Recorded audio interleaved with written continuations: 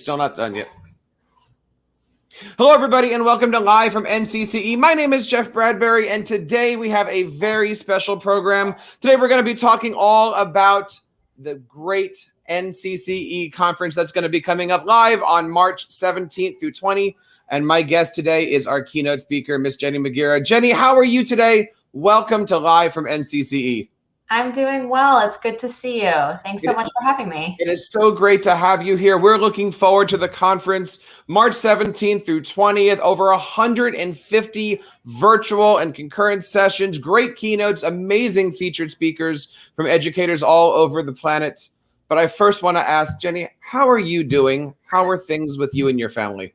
I'm okay. I'm in Chicago, as many of you know, and I gotta say, I'm feeling a lot of gratitude right now, and I know people keep using that, but I have to admit I was being kind of a whiny Wilma before. I was boo-hooing about oh, it's just so much snow. I think I posted something on Facebook recently. I have a 2.5-year-old who's 3 feet tall, and she was like, "Mommy, the snow is Lucy high," and I was like, oh my gosh, it is. We've gotten 3 feet of snow. And I was belly aching about shoveling. And then I just spoke with some of my friends down in Austin, and they don't have power, but they don't have water.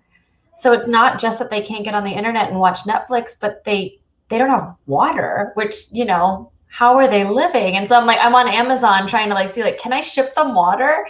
And if I ship it, will it get there? Are the roads plowed? So I'm just feeling gratitude that I'm safe. I have running water. I have electricity. I'm getting to talk to you, Jeff. So I'm good. There's a lot of things going on these days. Of course, thoughts and prayers out there to all of our friends who are having, weather considerations these days. You and I have known each other for a long time, kind of had a the opportunity to catch up over the last 10 years of doing these different things. And I wanted to ask, now that we're midway through the school year, what do you see as being some of the things that maybe you have been the biggest changes over the last 10 years? We've gone through so many different educational revolutions. You've, of course, had the opportunity to work with great companies. What do you see that's been some of the big changes over the last 10 years that's kind of went, wow, that's really cool? Gosh, so much. 10 years. Wow. So what year is it? 2021. So 2011. Yeah. Back in 2011, that's when I right after I just wrote my first one-to-one grant to go one-to-one in my classroom. And I was super persnickety about it. I didn't think that technology had a place in the classroom, which is weird to say for those of you who I know now and know the things that I talk about, and that I work at Google.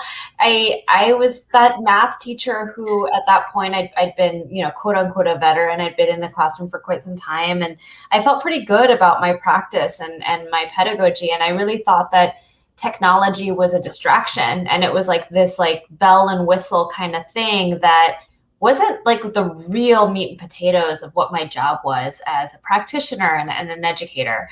And so when, I kind of fell upon this grant and kind of got voluntold that this is something we're doing, that I went along with it, but I always had this thing of I'm just going to do it, but it's not really what I need as a teacher. What I really need is I have a master's in mathematics. I want to talk about this math theory. And, a lot of folks, think that way and thought that way. But as I see, the bell curve, if you think about, Everett Rogers' bell curve of innovators and early adopters, we're slowly moving folks over. We're the naysayers, the Jenny McGarrah circa 2020, 2011, 2010, who are boo tech, or I'm just going to pretend, are now not seeing that it's absolutely not, that. The bells and whistles, but it's this powerful vehicle to move our work as practitioners forward. And, for your folks at NCCE, you're all I've known that, but I think the thing that I've seen change in the past decade is the way that population mind shift has changed. So whereas it was the unique few, and some of you who are watching this were oh my God, Jenny, back in 2010, 2011, I've known that for 30, 40 years. You just figured that out? Yeah. but I think more and more people are coming over to this awareness, especially, gosh, in the past 12 months, but in the past decade, it's been an interesting mental migration. Well, it's been amazing to see over the last, as you said, 12 months, how fast things have gone. If you look back, again, going back for those 10 years, we started off with the phone, the iPad, cloud computing, and now, coming through, you're now the, I want to make sure I say this right, Global Head of Education Impact at Google, really coming out of the classroom now, and help me here understand the title, every classroom is your classroom. You are actually being able to help and impact teachers all around the country. Talk to us a little bit about what the day-to-day looks like. Obviously, yesterday, we had a lot of great Google news for what it's going to look like in the future. Really excited about some of the great features. Talk to us about your day-to-day and what's happening at Google Education. Gosh, I'm so grateful to be here right now. And I started at Google 2 weeks before our offices closed for COVID. So I got 2 weeks of like the Google Cafe and cookies, which my doctor's probably happy about. My cholesterol probably would be so great if I kept there. But the thing is that you're right. Like at Google, I'm really grateful because what I do in that role is I take my career as a career educator and I apply it to like these really powerful solutions that the teams at Google are building. And I'm really like a strategy, cross-functional strategy lead where I'm looking at what we're doing in our roadmaps and our decisions and saying like, how are we always centering the needs of our users, of educators, of students, of families and communities in every single decision that we make, literally every single decision. And what I've loved about coming to Google is that they are just as intentional, or we are just as intentional, if not more than I thought they were, that no decision is made lightly, that there's tons of user research and exploration of it. And so what my role is someone who's sat in all these different seats in education, in the classroom, building, district leader, et cetera, is to help us say like, look that away, right? So Google's so good at doing the research, and what they really wanted in my role is to think about what aren't we looking at and who aren't we talking to, whose voices should be at the room, what new chairs do we need to pull up to the table so we're being more intentional, more inclusive, and more equitable in our design. And I love it. I love my work. And so every day is different than the other, but it's always going back to, is what we're doing what's best for educators, students, and the community? As a coach, we have an opportunity to work with teachers all the time, and every coach gets this question. I wish, name the company, had this feature. I wish I could ask this. One of the things that I love about Google and being a part of the innovator cohorts and the Google trainer is Google has their ear in the classroom. They know what's going on. They're listening. But maybe you can help us out. If a teacher has a feature request, if a teacher wants to reach out and talk to somebody from Google Education to say, you know what, how does this work? What's the best thing a teacher can do to really feel like they're a part of the system? Oh my gosh. Well, first of all of our products have something called the feedback button. So if you go to Google Classroom and you're in the interface, you can see that at the bottom, there's like a space for it to like go and report issues or request features. So it's a little question mark and a circle on the bottom. I'm so bad at my left and right, left corner. Click on it and you'll see, and I'm doing it right now, report issue or request feature. And you get this little pop-up where you can like select a screenshot and you can literally be like, I want a brown button right here. And I want it to do quack, quack, quack. You might think that goes into some random inbox that no one ever checks. We have entire teams whose job it is to just read that. And every single piece of feedback we get counts. We actually have a place where it's like, how often have we heard that? So Jeff, if you're like, hey, I really want an orange button and I need it to be orange for this accessibility reason, and I want it to do this thing, and I want it to be this size, and I want it to be here, and I'm talking to you about that.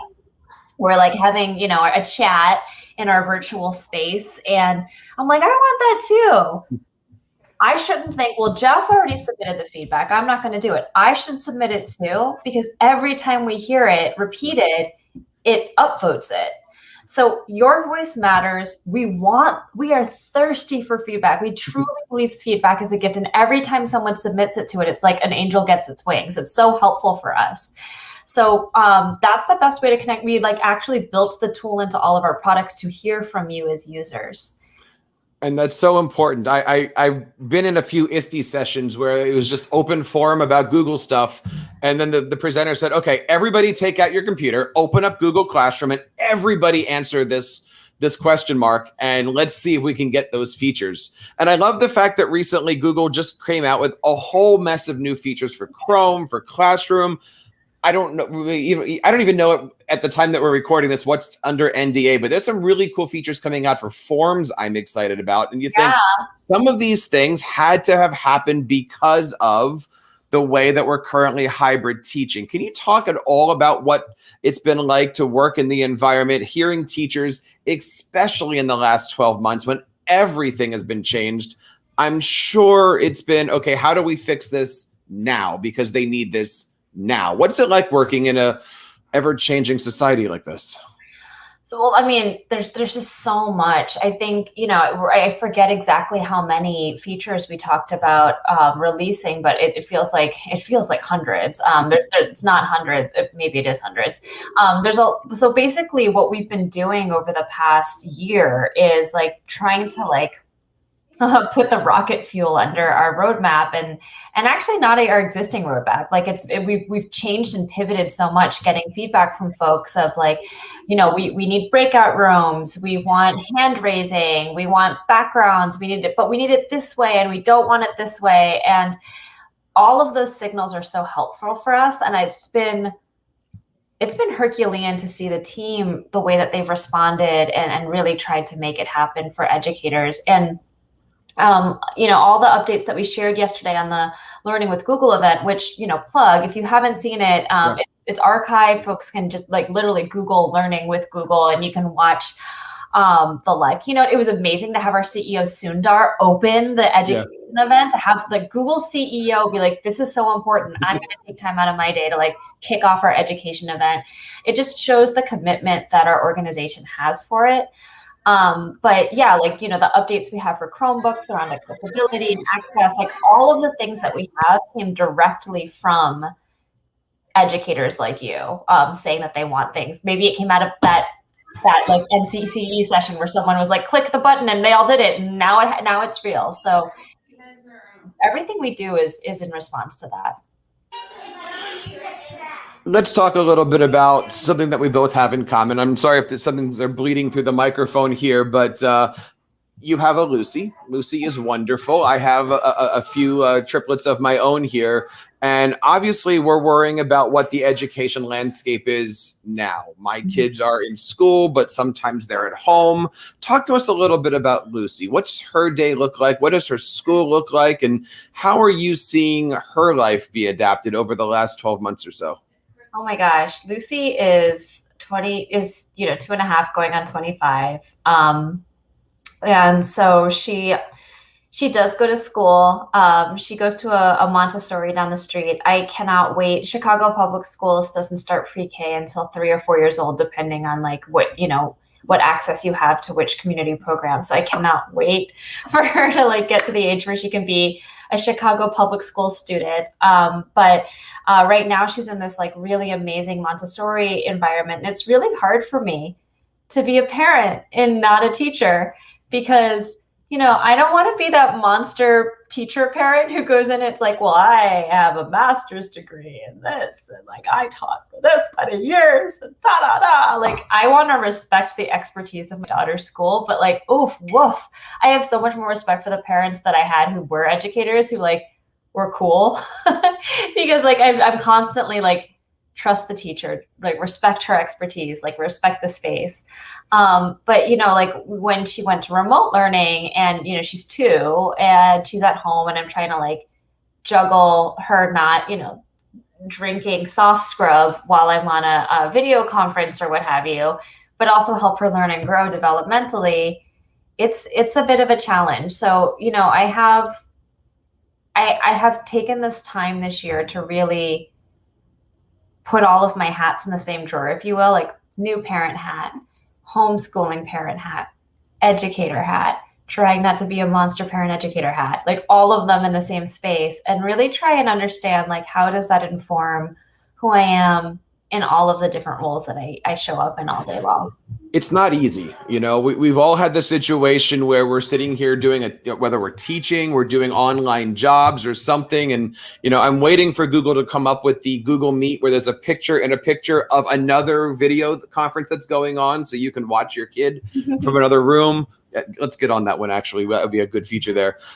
What advice do you have as an educator, as a mother, as somebody who works at Google? What advice do you have for parents who are struggling every day and they're worried that their teachers are not able to provide exactly what their students are needing? I think it's really hard to answer that question because I come from a place of privilege, right? So I have to name that. I have a place of privilege where my daughter, like I know my daughter's going to have certain access to opportunities. I have a place of like financial privilege, like, identity. Like there's so many things that I can say that like, oh, just like, so like for me that I've been saying to others who have similar background and identity is like, don't sweat it. Like your kid's going to be fine, So if they don't do whatever this year, if they don't learn lattice multiplication this year, that's okay. They can catch up. I think it's very privileged to say that because not everyone is in the same space and has the same access to opportunity that I have. But what I think I can say with respect to everyone where they're at and whatever level of access they do or don't have is to give ourselves grace as employees, as parents, as homeschool teachers, and that like literally no one is getting it right. Nobody. So if at ever you're thinking like I'm failing, I'm terrible at this, my kids, at such a whatever because of me, no. It's not because of you. It's because of coronavirus. It's because we're in the middle of a global pandemic. It's because if you're in Texas right now, you don't have water or electricity.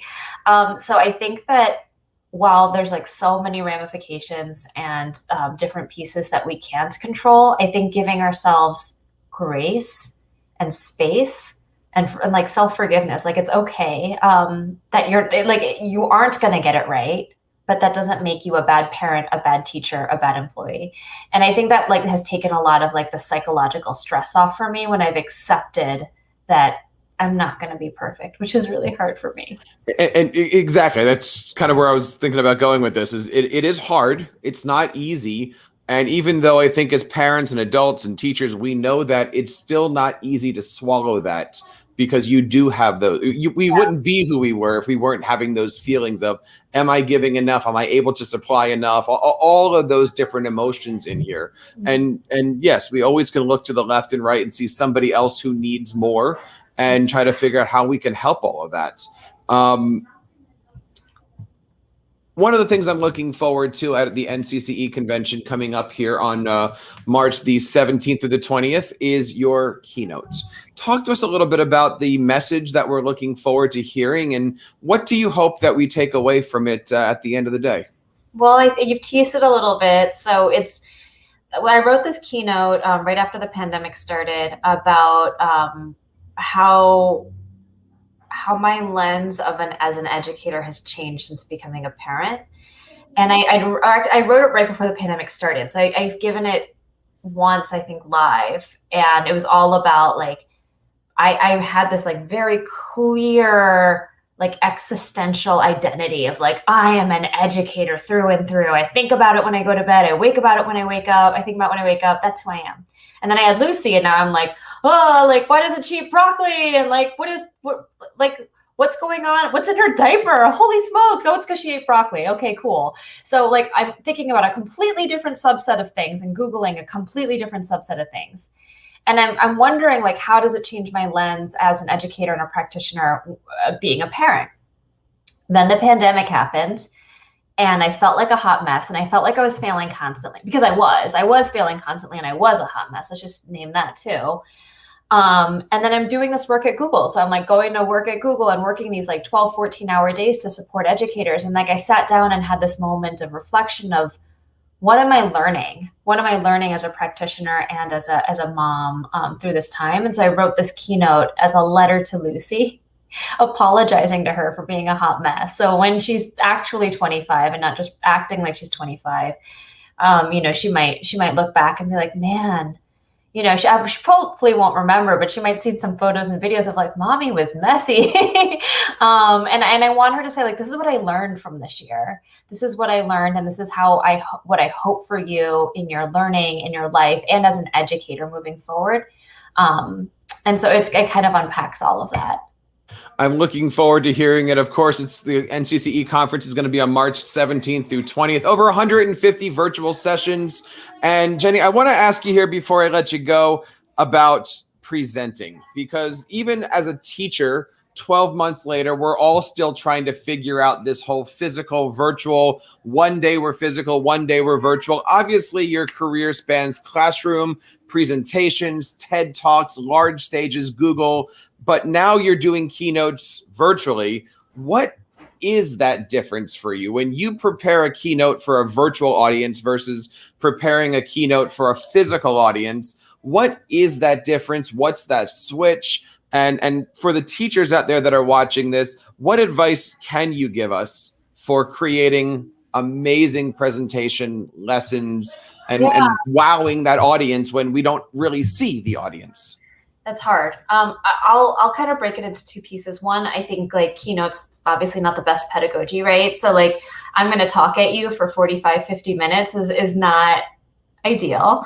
So, you know, in thinking about like preparing a keynote for a virtual audience, it's really hard because I thrive off of like the energy in the room and seeing faces. Like random quick side story, when I did the ISTE keynote, at the end, I was ready to pass out because I could not see the audience and I couldn't hear anyone. The way that they have the lighting on the ISTE stage and the acoustics in that ballroom in San Antonio, I couldn't hear if people were like laughing at the jokes I was dropping, like boo-hooing at my videos, nothing. I couldn't see their faces. So at the end, I'm like, they hated it. They hated my keynote. I just totally like whiffed it in front of like 20,000 people. Cool. But then the lights came down, Richard Collada came on stage and I could see people and I saw the standing ovation, the crying, and like, it was such a validating, I don't know if you saw, but I was crying at the end. Like when the lights came up and I could see everyone and Richard came out, I just started sobbing because I felt so alone up there and I felt so isolated on the stage. And actually that has strangely prepared me for virtual keynoting, because that's what it feels like to me when I'm doing a keynote in front of an audience I can't see through like a video conferencing platform. But it reminds me that just because I can't see or hear the people to whom I'm speaking doesn't mean they're not having emotions and reactions. And so even though I was physically in this room with thousands of people on that stage at ISTE, they were with me in my stories and they were feeling the things I was feeling and they were following along and being part of the message I was trying to share. And I think that's given me trust when I do virtual keynotes, that they're there somewhere in the world tuning in and feeling the feelings I'm feeling. Go ahead. Go ahead.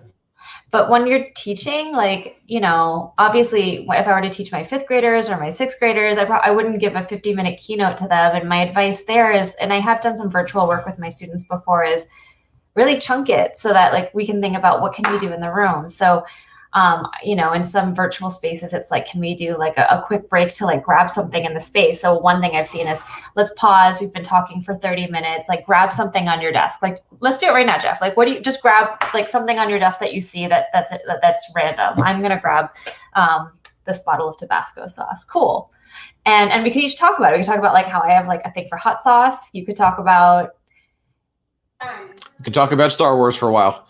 Yes, we could. I can talk about Star Wars too. My phone case is our friend R2-D2. So, you know, right there, we just made a human connection just by randomly reaching out with one thing on our desk and having a quick break by bringing it real and bringing you off screen into another space. So my recommendation for teachers is, take some of your temporal bandwidth of saying like, you know, for me, I always felt like I was late for the bus. I have a 30-minute math lesson to fit into 15 minutes. I'm never going to get it done. Well, you're not going to get it done anyway. So take an extra 3 minutes to take a pause and do something else to connect with your students. I think that's the best advice, and I'm certainly looking forward to hearing the speech and hearing the keynote live at the NCCE conference on March 17th through 20th. Jenny, thank you so much for joining us today at Live from NCCE. Where can people get a hold of you to learn more about Jenny Magiera? I think on my Twitter handle, if you want to pop that back up, I'd be happy to connect with anyone on Twitter. Follow me at Miss Megara, and we can jump on a chat, a DM. I look forward to hearing from all of you through our feedback, and join us in our communities. We have GEGs. You can become a certified trainer, a certified coach, certified innovator. Would love to welcome you more deeply into the Google for Education family. And I highly recommend doing that. I remember in 2012 doing my Google Innovator, becoming a trainer, getting involved with the GEGs. Google is an amazing environment, not only for teachers, for students, but also for parents. Lots of great resources. And speaking of great resources, don't forget to check out the NCCE conference. Visit ncce.org today. You can sign up for over 150 virtual sessions. It is just $79 through February 28th. And my goodness, if you are a K-12 educator, this is the place for you. Check out all the great stuff. And don't forget to stay for Jenny McGear's amazing keynote. Not to put any pressure on you, but it is going to be amazing.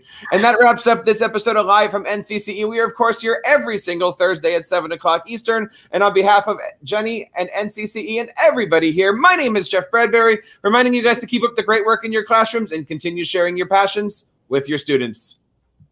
Thank you.